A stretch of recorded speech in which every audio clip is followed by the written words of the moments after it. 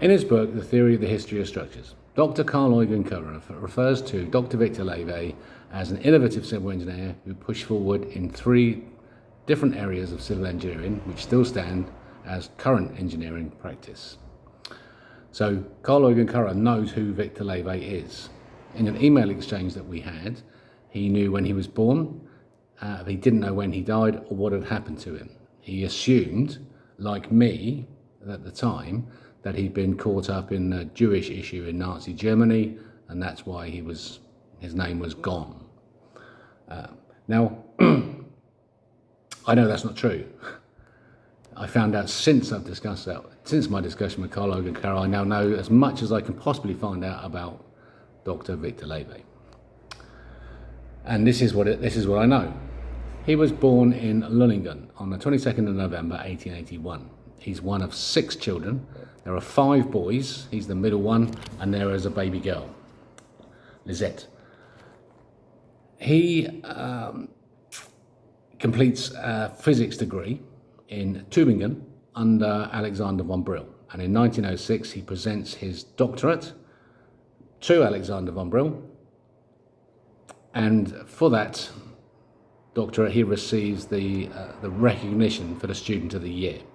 And if you look on Wikidata under Alexander von Brill, you'll find Viktor Lewe there listed for 1906. If you look through the list of other people, you'll find there all sorts of interesting physicists, all in different years, including Max Planck in 1889 and Johannes Stein in 1914, who you also won't have heard of, but who is definitely Jewish. Now, 1906, classic education, Catholic, by the way, classic education, and leaves physics. After he's done his degree, he doesn't become a physicist. He leaves that discipline and gets a job as a consulting engineer. He works for Junkers for a period, and he has a hand in designing the corrugated planes. Because Viktor Lewe, what he's done in 1906, his dissertation is about Euler's rigid body axis theorem. In that work, he discovers that there is a way of manipulating the shape of materials to make them stronger, and that strength can be analysed at atomic scale. And that's what sudden fixations in a rigid body is all about in 1906. So he takes what he's learned in physics and takes it to engineering. So we find him working for Junkers, building the planes. And by the way, Viktor Lewe maintains an interest in aeroplane designs. There are 2 papers available online if you look for them. One about seaplane floats and one about a structure of wing struts. Strength, you see, that's his key. So in 1915, he's been studying for an engineering doctorate. He's currently, in 1915, he's Dipling. He's got a diploma of engineering, presenting for his doctorate. At the time that he presents this, in 1915, we know that he's working as a chief inspector of civic buildings in a town called Bromberg, which is now called Bydgoszcz in Poland. It was then in a section of Germany. And so he presents this engineering paper to physics. And the paper is about absolute motion. And what he does in this paper is he uses matrix calculus to analyse at nth scale what the loading is in a concrete water tank by removing all of the supports. Here's the idea. You take a concrete water tank and you remove all the supports, so no concrete, no iron. You have a height and you have a wall thickness of 0. You can then analyse that standing wall of water. You just assume that the wall of water is going to stay there, and you analyse the load based on that setup. And by so doing, you approach the nuclear force. The force that holds surface tension together can be analysed using this technique of matrix calculus in a water tank. So you can analyse what occurs in a sphere, which is complex. you can assume this, open the sphere out into a cylinder, assume the cylinder is even, and you can assess the surface tension on that water at molecular scale, and therefore it's what holds the molecule of water together. It's that atomic force, whatever it may be. At the end of his dissertation, AB 14 shows absolute motion. Here it is, let's show you now.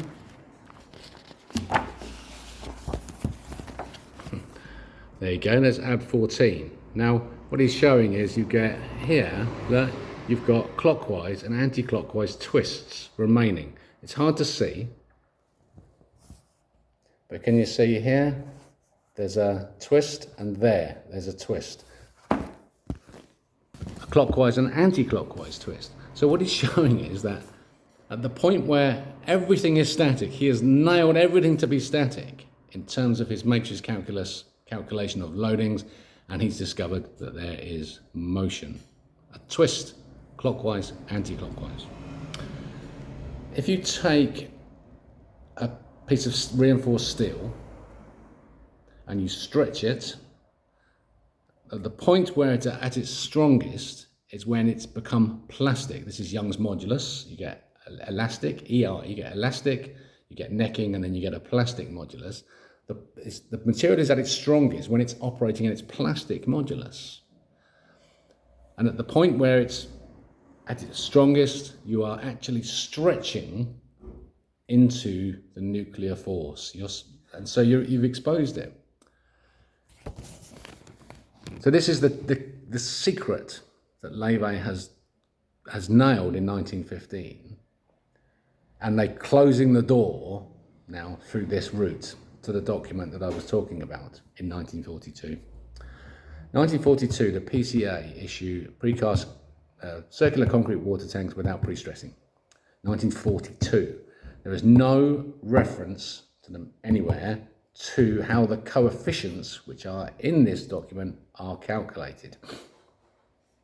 But it's Lewe's work from 1915, nailed on. Provably, it's the same piece of work, and that you can track it through via the references. And this is 1942 issue of this document, mind.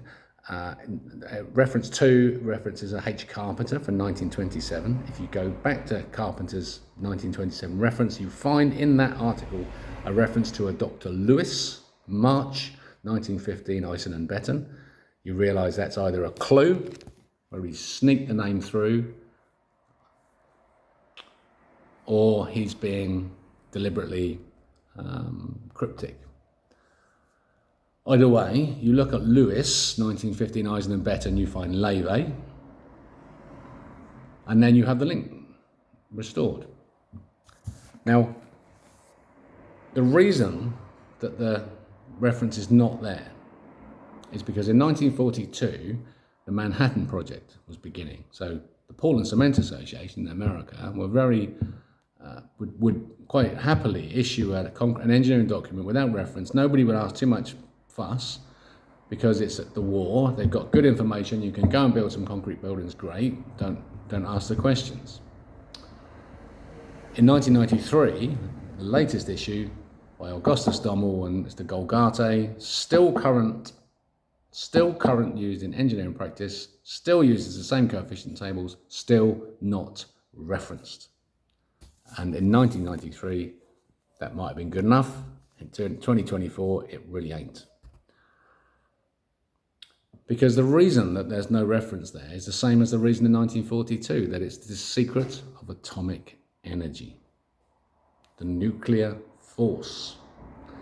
Now, when you go back and when you think about what I've just told you, if that makes sense, is that possible? Is there a reason? I mean, this is engineering, but in terms of reference, why is that document not referenced? It's illegal. It's just a publishing a puff piece for the Portland Cement Association to make us trying to sell their muck, their Portland cement to us, which you'll find out how bad that is soon. But then we can't not have a reference there, so let's restore it. Despite every effort I've made, And that has been to anybody associated with this, including national and international engineering organisations. No one will open the door. They just ignore me, or they say we consider this matter closed. So it's a secret.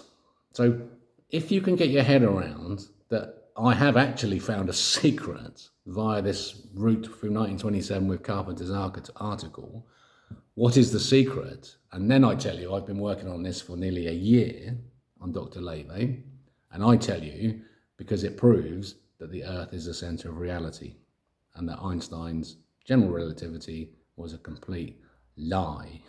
Because if this document was published in 1915, they already knew about the nuclear force.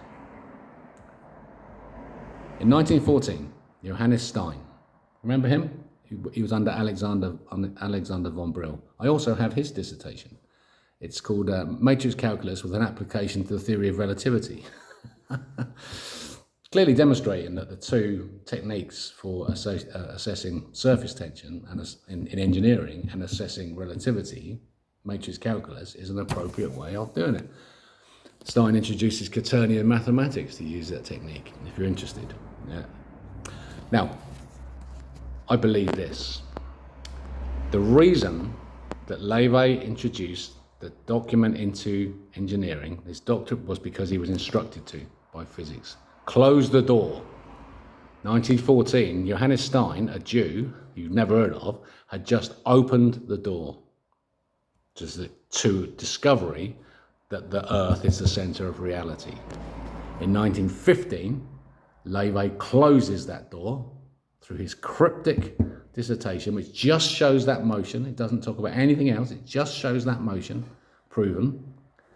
And then he links the engineering article, is even more cryptic because it's just dealing with the engineering. He introduces his coefficient tables without even referencing his own dissertation. He just hints at an underlying theory. He doesn't reference his own dissertation in his own work.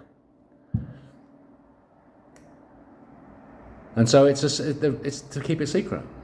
Now, the only reason that they keep these things secret is because it's important. And if, as I say, that this document can be used to prove that the Earth is the centre of the universe and it's just a series of spheres, and that the sun is the centre of mass because it's collapsing light, we see the light collapse on the east-west axis of a hemisphere of forces all over us. Okay, that's the basic model. It makes sense why it's kept secret. And if this world is run by a shadow entity, which we know it is, they would know this. They would really, really, really not want us to know it. Because if we found out we are the centre of the universe, we'd realise how important we are and how incredibly powerful we are as a species when we act with collective consciousness. And so we just need to unite around the idea. Maybe, is it possible that the Earth is the centre of reality and that this force-based model of infinite spheres from the centre of the Earth to the edge of the universe is true and can be used to explain every observation in nature and solve all the mysteries of the James Webb Telescope and the double-slit experiment, then surely it might be right. It might be true that the Earth is the centre of reality. But they don't want us to know that with all their will, because the moment we know it, their day is done. So, grasp the concept. Earth is the centre. Grab the reality. Dr. Viktor Lewe proved it. Go and look at Dr. Lewe. Start at my ACE Consultancy UK website. There's everything I know about him there, and all that I believe to be true in terms of linking it up with documentary evidence. The conjecture about it is all the stuff I'm putting on Twitter now, because I only realised this last week. 2 weeks ago did I realise that Lewe had proved the Earth is the centre. And it all suddenly made sense. So, long introduction to Lewe, but hopefully enough that you'll want to go and look at his name. Remember, the future begins the moment you grab this information. Follow the Rebel King.